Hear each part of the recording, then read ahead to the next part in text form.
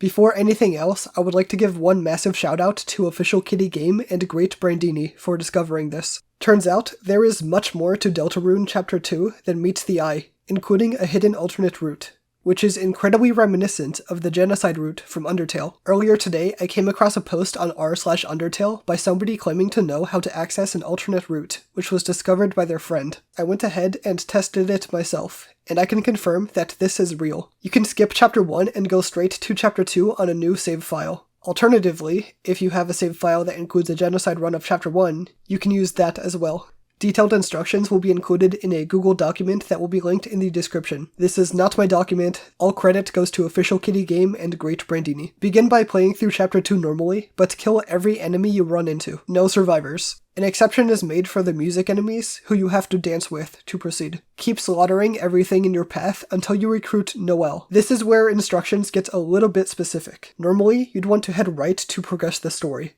but instead, head left. The goal is to backtrack all the way to the trash heap, and there will be enemies who have spawned along the way. Do not let Chris kill any of these enemies. You have to let Noelle kill them with her ice magic. There is one obscure enemy that's disguised as a traffic cone.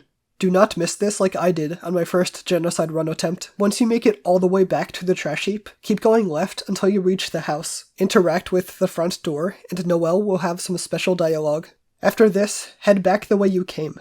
If you're on the right track, the cars that are normally on the streets and in the background will be gone, and enemies will spawn on the path which normally only has cars. Keep letting Noelle freeze them to death. Do not let Chris kill any himself. Once you get to this room, you have to do a few things in order. First, freeze the enemies to death, as you have been doing. Then, look at the Ferris wheel sign. Insist that you will ride on it with Noelle. Go to the shopkeeper on the right-hand side.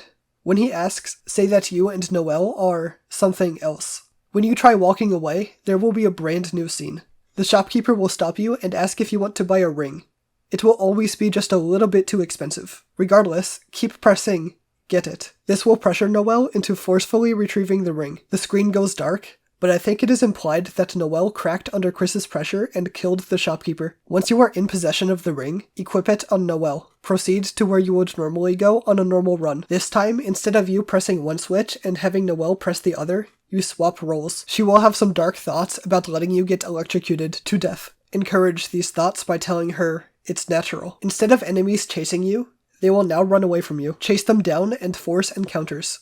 Remember that everybody has to be frozen to death. There is a room with a dumpster on the south end of the massive room with the empty streets. Talking to the dumpster will tell you how many enemies you have left to kill, just like when you are doing a Genocide run in Undertale. Keep this dumpster in mind, it will be important soon. Make your way to the second mouse puzzle. Noelle will become uneasy, and you are going to keep telling her to proceed. Backing her up all the way to the electric fence will make her desperate, causing her to snap and freeze all of the puzzle elements, which gets rid of the electric fence. She will automatically solve the third puzzle in a similar way. Once you get to this room and freeze the pop-ups to death, backtrack all the way to the dumpster from before. Speak to the dumpster and purchase another ring from it, the Thorn Ring. Make Noelle equip it. Proceed forward again until you reach Birdley.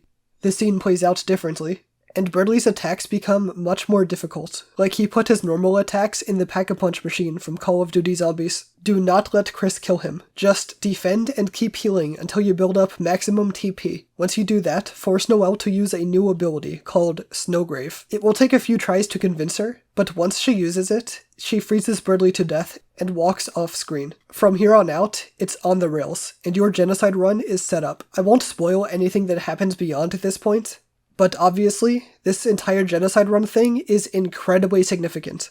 Deltarune only has one ending. Yeah, somehow, I doubt it.